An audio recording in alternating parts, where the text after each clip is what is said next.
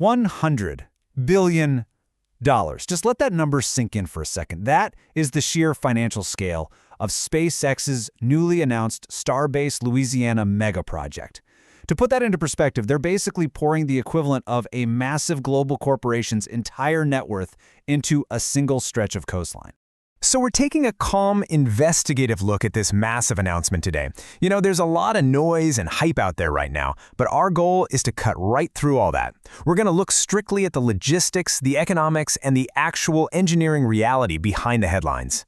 Here is the roadmap for today. We're covering the biggest launch site ever built, the move to Vermilion Parish, the plan for thousands of launches a year, why Louisiana beat out Texas, the $100 billion economic engine making it happen, and finally, what this means for the actual timeline to Mars. Let's get right into it. Chapter 1. The biggest launch site ever, and a truly historic shift. You know, for over 60 years, Louisiana has basically been America's rocket factory. Down at NASA's Michoud Assembly Facility in New Orleans, workers built the massive first stages of the Saturn V rockets that took us to the moon, and they built the external tanks for the space shuttle. But the pattern was always exactly the same. They'd build the hardware in Louisiana, then ship it off on barges to Florida or Mississippi. An orbital launch has actually never happened from Louisiana soil. SpaceX's new spaceport completely flips that script. They're transitioning the state from just a manufacturing hub into the host of the world's largest spaceport. It's a huge deal. To really grasp the scale of what's being built here, you kind of have to understand the philosophy behind it. In the announcement video, Elon Musk laid it out perfectly, saying, SpaceX was founded to bring about a future where humans are out exploring amongst the stars, which will only be possible when we make going to space as routine as flying on an airplane. This whole mega project is designed to take that wild science fiction concept, buying a ticket to space just like you'd buy a ticket to Chicago, and make it a physical reality. Okay, moving to Chapter 2. Welcome to Vermilion Parish, the new Space Coast. Let's look at exactly where this giant facility is going. SpaceX just scooped up a massive 125,000 acres site down in coastal Vermilion Parish. For a little context, that footprint is actually larger than the entire city of New Orleans. It sits on former ExxonMobil land near Pecan Island, and they finalized this right after a coastal damages lawsuit got dismissed, which officially cleared the runway for the sale. This monumental land grab makes Vermilion Parish the fourth major node in SpaceX's U.S. launch network, joining Cape Canaveral in Florida, Vandenberg in California, and Boca Chica in Texas. Chapter 3. Thousands of launches per year. Because, guys, this is not just a standard concrete launch pad. SpaceX President Gwen Shotwell made it abundantly clear during the announcement they are building a fully self-sustaining industrial city here. At full build-out, the plans call for 5 separate launch complexes, and each one features 2 towers, so that's 10 launch pads in total. But obviously, a rocket needs way more than just empty ground. This site is going to house its own massive propellant farms to generate super-chilled liquid methane and oxygen. It'll have dedicated power generation plants, its own airport, huge vehicle processing facilities, and deep water shipping capabilities.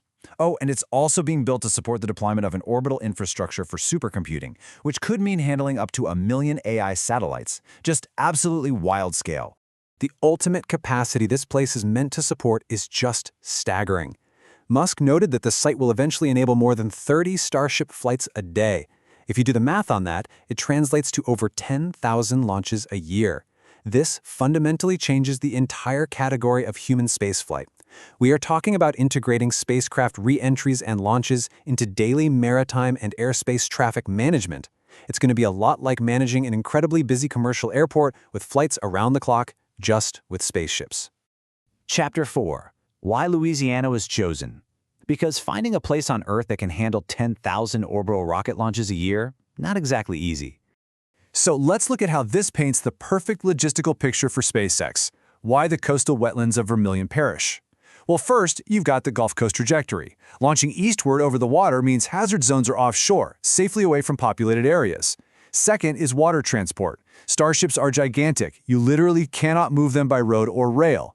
Deep water barge access is absolutely mandatory, and this site has it. Third, and this is critical, natural gas access. Starship's Raptor engines run on liquid methane. Louisiana already has the energy infrastructure and the workforce perfectly suited to supply the industrial-scale streams of natural gas they're going to need for constant propellant production. But honestly, perhaps the biggest reason comes down to regulatory and spatial constraints. SpaceX's current testing facility in Boca Chica, Texas, simply cannot scale to commercial airline levels of traffic. To give you some context, the FAA completed an environmental review that limits that Texas site to just 25 Starship launches annually. Think about that. 25 a year versus 10,000 a year. Starbase Louisiana is the ultimate solution to this bottleneck. It's designed from day one to be a high-cadence, unrestricted commercial spaceport. Plus, having a second launch complex removes a single point of failure for national security missions, which is something the Pentagon is very, very happy about. Chapter 5. The $100 billion engine. How exactly does a company justify, let alone fund, a project of this magnitude? Let's start with the local economic bargain, because it is a massive win-win. Louisiana Economic Development projects this site will create 3,000 direct jobs over the next decade with a really impressive average annual salary of over $92,000. And that's not even mentioning the upwards of 8,100 indirect jobs. The state has absolutely rolled out the red carpet here, utilizing a newly created 2026 Aerospace Facilities and Activities rebate, along with some key exemptions under their industrial tax exemption program for aerospace manufacturing. Now, in exchange for those tax incentives, SpaceX entered into a payment in lieu of taxes agreement. They're going to pay Vermilion Parish $25 million in the very first year, with those payments escalating annually. Over 25 years, the state estimates these direct local payments will exceed $820 million. That is a massive boost for local resources like schools, the sheriff's office, and local government. But where exactly is SpaceX getting the $100 billion to actually build this? Well, financial analysts point out that while $100 billion through 2035 is a staggering sum, it's a necessary capital expenditure for their broader goals. Remember, SpaceX recently raised $75 billion in the largest initial public offering in history, and following that historic IPO, the company immediately issued $25 billion worth of debt. This massive influx of capital from the public markets is the engine that's funding the concrete, the steel, and the thousands of jobs required to build Starbase Louisiana. Chapter 6. The Timeline to Mars. We've seen the grand vision, and we've followed the money. Now it's time to ground all of this in technological reality. Here is the vital caveat to this entire mega project. SpaceX is building infrastructure for industrial-scale reuse before industrial-scale reuse has actually been fully demonstrated. The entire $100 billion economic model and the absolute need for 10 launch pads completely assumes that Starships can be launched, caught by the launch tower, refueled, and launched again rapidly. Now, as of recent tests, they have made incredible progress. I mean, we've seen upper stages survive re-entry to splashdown intact, but mastering that rapid upper stage recovery and reuse, that is still an active, highly complex engineering challenge. Essentially, the infrastructure is running ahead of the proven technology right now. Let's look at the incredibly aggressive timeline they're working against. Construction on the Louisiana site is scheduled to begin in 2027. This race is parallel to NASA's deadlines, where a modified Starship is contracted to serve as the lunar lander for the Artemis 4 moon landing in 2028. And by 2029, SpaceX is targeting the very first orbital launch from Vermilion Parish. Of course, all of this hinges on surviving some grueling federal environmental reviews for building a giant industrial complex in sensitive coastal wetlands. Which brings us to our final thought for today. Think about it. A century ago, the idea of millions of people flying through the sky in metal tubes every single day seemed like pure, unadulterated fantasy. Today, we just call it the airline industry.